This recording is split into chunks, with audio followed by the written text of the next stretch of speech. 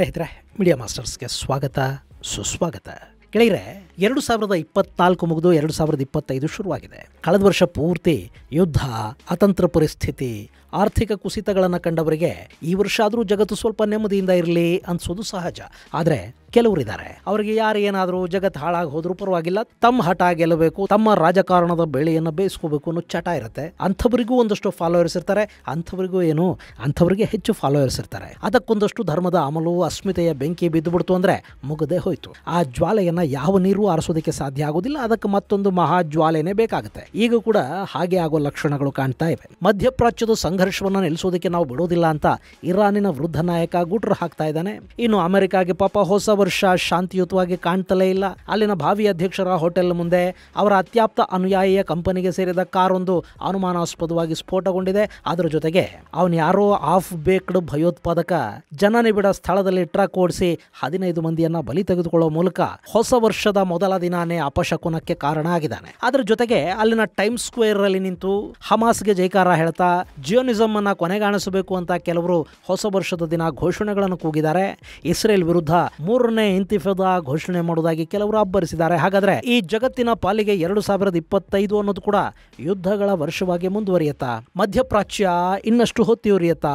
Syria ಮೇಲೆ Yemen ಮತ್ತು ಲೆಬನಾನ್ನ ಬಂಡುಕೋರರು ದಾಳಿ ಮಾಡ್ತಾರ? ಅಲ್ಲಿ ಮತ್ತೆ ಅಸದ್ ಸರ್ಕಾರ ಅಸ್ತಿತ್ವಕ್ಕೆ ಬರುತ್ತಾ?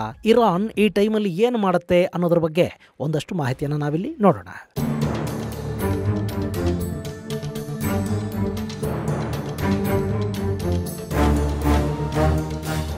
ಗೆಳೆಯರೆ, ಇದನ್ನು ಭವಿಷ್ಯ ಅಂದ್ಕೋತಿರೋ, ಮಾಹಿತಿ ಅಂದ್ಕೋತಿರೋ ನಿಮಗೆ ಬಿಟ್ಟಿದ್ದು. ನಾನು ಜ್ಯೋತಿಷಿ ಅಂತೂ ಅಲ್ಲ, ಆದರೂ ಜಗತ್ತಲ್ಲಿ ನಡೀತಿರೋ ಘಟನೆಗಳ ಆಧಾರದ ಮೇಲೆ ಒಂದಷ್ಟು ಪ್ರಿಡಿಕ್ಟ್ ಮಾಡೋ ಸಾಮಾನ್ಯ ಶಕ್ತಿ ನಿಮಗಿರೋ ಹಾಗೆ ನಿಮಗಿರೋ ಅಷ್ಟೇ ನನಗೂ ಇದೆ. ಈ ವರ್ಷ ಮಧ್ಯಪ್ರಾಚ್ಯದ ಯುದ್ಧ ನಿಲ್ಲೋದಿಲ್ಲ, ಬದಲಾಗಿ ಇನ್ನು ಸ್ವಲ್ಪ ಹೆಚ್ಚಾಗುತ್ತೆ.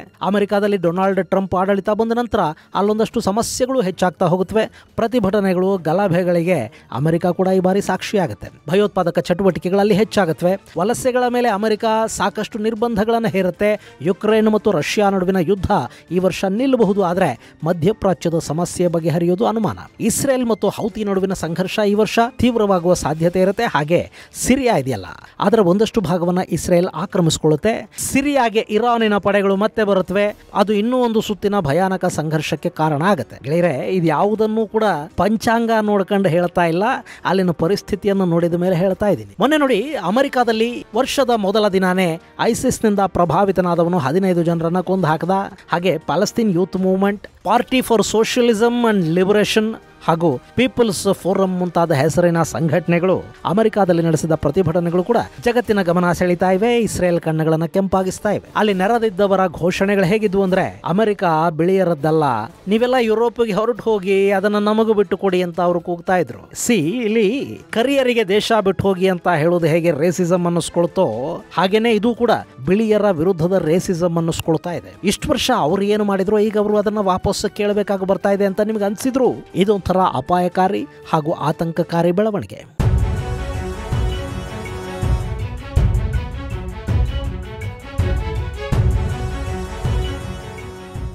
ಹೀಗೆ ಅಮೆರಿಕಾದಲ್ಲಿ ಪ್ಯಾಲೆಸ್ತೈನ್ ಪರ ಪ್ರತಿಭಟನೆಗಳಾಗ್ತಾ ಇದ್ರೆ, ಮತ್ತೊಂದು ಕಡೆ ಹಮಾಸ್ ಇಸ್ರೇಲ್ ಮೇಲೆ ಮತ್ತೊಂದು ಸುತ್ತಿನ ದಾಳಿಯನ್ನು ಆರಂಭ ಮಾಡೋದ್ರ ಮೂಲಕ ನಾವಿನ್ನೂ ಸಂಪೂರ್ಣವಾಗಿ ನಾಶ ಆಗಿಲ್ಲ ಅನ್ನೋ ಸೂಚನೆಯನ್ನು ಕೊಡ್ತಾ ಇದೆ. ಗಾಜಾ ಪಟ್ಟಿಯಲ್ಲಿ ಆಪರೇಷನ್ ನಲ್ಲಿ ನಿರತರಾಗಿರುವ ಇಸ್ರೇಲ್ನ ಭದ್ರತಾ ಸಿಬ್ಬಂದಿ ಮೇಲೆ ಹಮಾಸ್ ದಾಳಿ ಮಾಡಿದೆ. ಇದು ಇಸ್ರೇಲ್ ಮತ್ತಷ್ಟು ಕೆರಳೋ ಹಾಗೆ ಮಾಡ್ತಾ ಇದೆ. ಪರಿಣಾಮ ಐಡಿಎಫ್ ಗಾಜಾದ ಮೇಲಿನ ಬಾಂಬ್ ದಾಳಿಯನ್ನ ಇನ್ನಷ್ಟು ಹೆಚ್ಚು ಮಾಡಿದೆ. ಅಲ್ಲಿ ಆಸ್ಪತ್ರೆಗಳ ಮೇಲೆ ರೇಡ್ ಆಗ್ತಾ ಇದೆ. ಅನುಮಾನಾಸ್ಪದವಾಗಿ ಓಡಾಡುವವರನ್ನು ಕೂಡ ಐಡಿಎಫ್ ಹೊಡೆದುಕೊಳ್ತಾ ಇದೆ. ಇದು ಅಲ್ಲಿನ ಸಾಮಾನ್ಯ ಪಾಲಸ್ತೀನಿಯರನ್ನು ಕೂಡ ತುಂಬಾ ಇಕ್ಕಟ್ಟಿಗೆ, ಸಂಕಷ್ಟಕ್ಕೆ ಸಿಲುಕಿಸ್ತಾ ಇದೆ. ಇದರ ಜೊತೆಗೆ ಯೆಮನ್ ಮೇಲೆ ಕೂಡ ದಾಳಿ ಮಾಡೋದಕ್ಕೆ ಐಡಿಎಫ್ ಸಿದ್ಧತೆಗಳನ್ನು ಮಾಡಿಕೊಳ್ತಾ ಇದೆ. ಅಲ್ಲಿ ಅಮೆರಿಕ ಹಾಗೂ ಬ್ರಿಟನ್ನ ಪಡೆಗಳ ಸಹಾಯ ಪಡ್ಕೊಂಡು ಹೌತಿಗಳ ನಡ ಮುರಿಬೇಕು. ಹಾಗಾದಾಗ ಮಾತ್ರ ಮಧ್ಯಪ್ರಾಚ್ಯದಲ್ಲಿ ಇರಾನ್ ಬೆಂಬಲಿತ ಭಯೋತ್ಪಾದನೆಯನ್ನ ಮಟ್ಟ ಹಾಕೋದಿಕ್ಕೆ ಸಾಧ್ಯ ಅಂತ ಇಸ್ರೇಲ್ ಭಾವಿಸ್ತಾ ಇದೆ. ಹಾಗೇನಾದರೂ ಹೌತಿಗಳ ಮೇಲೆ ದಾಳಿಗಳು ಶುರುವಾದ್ರೆ ಅದಕ್ಕೆ ಪರೋಕ್ಷ ಬೆಂಬಲವನ್ನ ಸೌದಿ ಹಾಗೂ UAE ಯುಎಇಗಳು ಕೊಡುತ್ತವೆ. ಆದರೆ ಅವರು ನೇರವಾಗಿ ಈ ಸಂದರ್ಭದಲ್ಲಿ ಇಸ್ರೇಲನ್ನು ಬೆಂಬಲಿಸೋದಕ್ಕೆ ಹೋಗೋದಿಲ್ಲ. ಇದು ಈ ವರ್ಷ ಕೂಡ ಈ ಭಾಗವನ್ನು ಸಂಘರ್ಷ ಪೀಡಿತವಾಗೇ ಇಡುತ್ತೆ. ಇನ್ನು ಇರಾನ್, ಇಷ್ಟು ದಿನ ಇಸ್ರೇಲ್ ಮೇಲೆ ಬೆಂಕಿ ಕಾರ್ತಾ ಇದ್ದ ಇರಾನಿನ ಫೋಕಸ್ಸು ಈಗ ಸಿರಿಯಾದ ಕಡೆಗೆ ತಿರುಗಿದೆ. ಯಾಕೆಂದ್ರೆ ಸಿರಿಯಾದ ಮೇಲೆ ಪ್ರಭಾವ ಕಳ್ಕೊಂಡ್ರೆ ಇರಾನಿಗೆ ಇಸ್ರೇಲಿನ ನೆಲದ ಸಂಪರ್ಕ ಸಿಗೋದಿಲ್ಲ.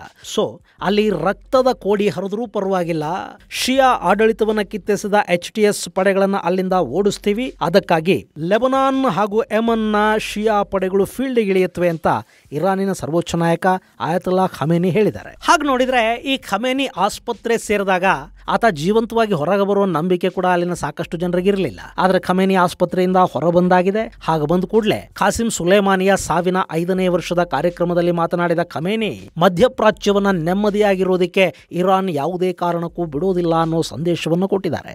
ಇಲ್ಲಿ ಶಿಯಾ ಪಡೆಗಳಿಗೆ ಇರಾನ್ನ ಬೆಂಬಲ ಯಾವಾಗಲೂ ಇದ್ದೇ ಇರುತ್ತೆ. ಸಂಘರ್ಷಗಳು ಅಂದ ತಕ್ಷಣ ಅಲ್ಲಿ ಹಿನ್ನಡೆ ಆಗೋದು ಸಾಮಾನ್ಯ. ಹೀಗಾಗಿ ಈಗ ಆಗಿರೋ ಹಿನ್ನಡೆಯನ್ನ ಸೋಲು ಅಂತ ನಾವು ಅಂದ್ಕೋಬಾರದು. ನಾವು ಮುಂದಿನ ದಿನಗಳಲ್ಲಿ ಶತ್ರುಗಳ ವಿರುದ್ಧ ಹೋರಾಡಬೇಕು ಅಂತ ಖಮೇನಿ ಅಪ್ಪಣೆ ಕೊಡಿಸಿದ್ದಾರೆ. ಸಿರಿಯಾದಲ್ಲಿ ಬಂಡುಕೋರ ಪಡೆಗಳಿಗೆ ಟರ್ಕಿಯ ಬೆಂಬಲ ಇದೆ. ಅವರು ಸದ್ಯಕ್ಕೆ ಗೆಲುವನ್ನು ಪಡೆದುಕೊಂಡಿದ್ದಾರೆ, ಅಲ್ಲಿ ಅಧಿಕಾರವನ್ನು ತಮ್ಮ ಕೈಗೆ ತಗೊಂಡಿದ್ದಾರೆ. ಆದರೆ ಆ ಅಧಿಕಾರವನ್ನು ಕಸಿದುಕೊಳ್ಳುವ ಶಕ್ತಿ ಸಿರಿಯಾದ ಯುವ ಪಡೆಗಿದೆ. ಹೀಗಾಗಿ ಯಾವಾಗ ಯುವಕರು ಬೀದಿಗಿಳಿತಾರೋ ಆಗ ಸಿರಿಯಾದ ಬಂಡುಕೋರರ ಹಾರಾಟಕ್ಕೆ ಫುಲ್ ಸ್ಟಾಪ್ ಬೀಳುತ್ತೆ. ಹೀಗಾಗಿ ದೇಶ ನಿರ್ಮಿಸುವ ಜವಾಬ್ದಾರಿಯನ್ನ ಯುವಕರು ಹೊತ್ತುಕೋಬೇಕು ಅಂತ ಹೇಳೋದರ ಮೂಲಕ ಸಿರಿಯಾದಲ್ಲಿ ಶಿಯಾ ಜನಾಂಗವನ್ನ ಅಲ್ಲಿನ ಹೊಸ ಆಡಳಿತದ ವಿರುದ್ಧ ಎತ್ತಿ ಕಟ್ಟುವ ಕೆಲಸಕ್ಕೆ ಈ ವೃದ್ಧ ಖಮೇನಿ ಬಾಯಿ ಹಾಕಿದ್ದಾರೆ.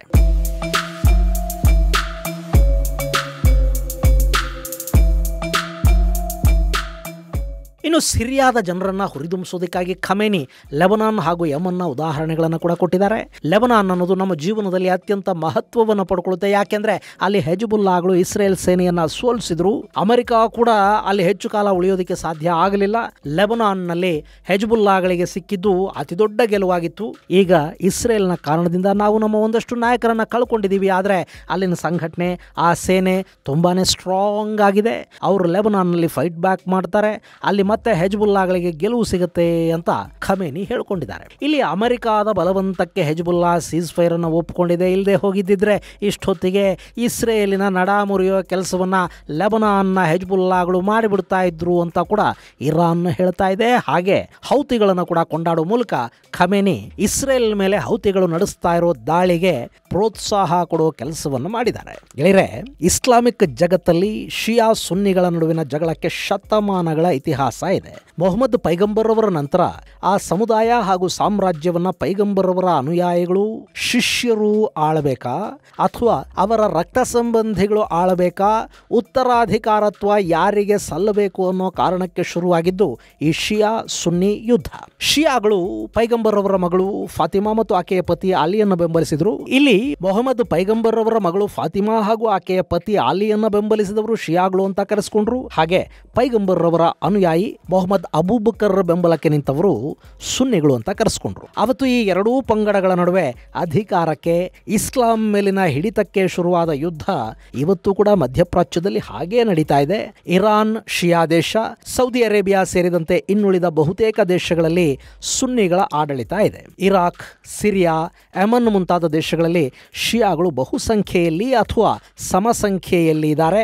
ಆದರೆ ಆಡಳಿತವನ್ನು ಮಾತ್ರ ಸುನ್ನಿಗಳು ನಡೆಸ್ತಾ ಇದ್ದಾರೆ. ಹೀಗಾಗಿ ಅಲ್ಲಿ ಸರ್ಕಾರಗಳನ್ನೇ ಬದಲಿಸುವ ಕೆಲಸಕ್ಕೆ, ಶಿಯಾಗಳಿಗೆ ಅಧಿಕಾರವನ್ನು ಕೊಡಿಸುವ ಕೆಲಸಕ್ಕೆ ಇರಾನ್ ಕೈ ಹಾಕ್ತಾ ಇರುತ್ತೆ.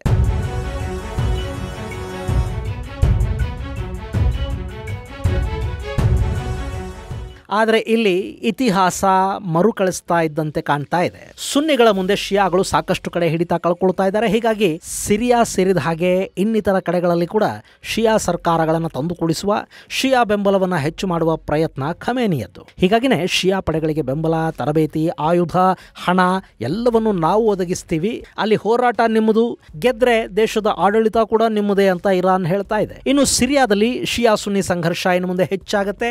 ಹೀಗಾಗಿನೇ ಇಸ್ರೇಲ್ ಇಸ್ರೇಲ್ ತನ್ನ ಗಡಿಯ ಕಡೆಗಿನ ಸಿರಿಯಾದ ಬಹುಪಾಲು ಪ್ರದೇಶವನ್ನು ಆಕ್ರಮಿಸಿಕೊಂಡು ಅಲ್ಲೊಂದು ಬಫರ್ ಝೋನ್ ನಿರ್ಮಾಣ ಮಾಡಿಕೊಳ್ಳುವ ಆತುರಕ್ಕೆ ಬೀಳ್ತಾ ಇದೆ. ಗೆಳೆಯರೆ, ಇಲ್ಲಿ ಇರಾನ್ ಮೇಲೆ ಇಸ್ರೇಲಿಗೆ ಎರಡು ಆಸಕ್ತಿಗಳಿವೆ. ಒಂದು, ಯಹೂದಿಗಳ ಮೇಲಿನ ಸಹಜ ಇಸ್ಲಾಮಿಕ್ ದ್ವೇಷ ಅನ್ನೋದು. ಎರಡನೇದು, ಇಸ್ರೇಲ್ ಅನ್ನ ಯುದ್ಧಕ್ಕೆ ನಿಲ್ಲಿಸುವ ಮೂಲಕ ಇಡೀ ಅರಬ್ ದೇಶಗಳನ್ನ ಅಂದ್ರೆ ಸುನ್ನಿ ದೇಶಗಳನ್ನ ಡಿಸ್ಟರ್ಬ್ ಮಾಡೋದು ಮತ್ತು ಆ ಭಾಗದಲ್ಲಿ ಅರಬ್ ದೇಶಗಳ ವಿರುದ್ಧ ಒಂದು ಜನಾಕ್ರೋಶ ಏಳೋ ಹಾಗೆ ಮಾಡೋದು. ಅಲ್ಲಿನ ದೊರೆಗಳು ಇಸ್ಲಾಮಿನ ರಕ್ಷಕರಲ್ಲ ಅನ್ನೋ ಅಭಿಪ್ರಾಯವನ್ನ ಆ ಜನಾಂಗದ ತಲೆಗೆ ತುಂಬಿ ಸುನ್ನಿಗಳನ್ನ ಡಿಸ್ಟರ್ಬ್ ಮಾಡಿ ಶಿಯಾಗಳ ಆಧಿಪತ್ಯವನ್ನ ಮತ್ತು ಇರಾನಿನ ಪ್ರಭಾವವನ್ನ ಇಸ್ಲಾಮಿಕ್ ಜಗತ್ತಲ್ಲಿ ಹೆಚ್ಚು ಮಾಡಿಕೊಳ್ಳೋದು ಇರಾನಿನ ಐಡಿಯಾ. ಅದಕ್ಕಾಗಿ ಪ್ರಯತ್ನಗಳು ಮುಂದೆ ಕೂಡ ನಡೀತಾ ಹೋಗುತ್ತವೆ. ಆದರೆ ಅಮೆರಿಕಾದ ಹೊಸ ಆಡಳಿತ ಇಲ್ಲಿ ಇರಾನ್ ಅನ್ನ ಹೇಗೆ ನಿಯಂತ್ರಿಸುತ್ತೆ ಅನ್ನೋದು ಸಿರಿಯಾ ಹಾಗೂ ಮಧ್ಯಪ್ರಾಚ್ಯದ ಮುಂದಿನ ಪರಿಣಾಮಗಳನ್ನು ನಿರ್ಧಾರ ಮಾಡುತ್ತೆ. ಇದು ಗೆಳೆಯರೆ 2025 ಮಧ್ಯಪ್ರಾಚ್ಯದ ಸಂಭವನೀಯತೆಯ ಕುರಿತಾದ ಒಂದಷ್ಟು ಮಾಹಿತಿ. ಅಂದಹಾಗೆ ಈ ವರ್ಷ ಕೂಡ ಜಾಗತಿಕ ಪರಿಸ್ಥಿತಿ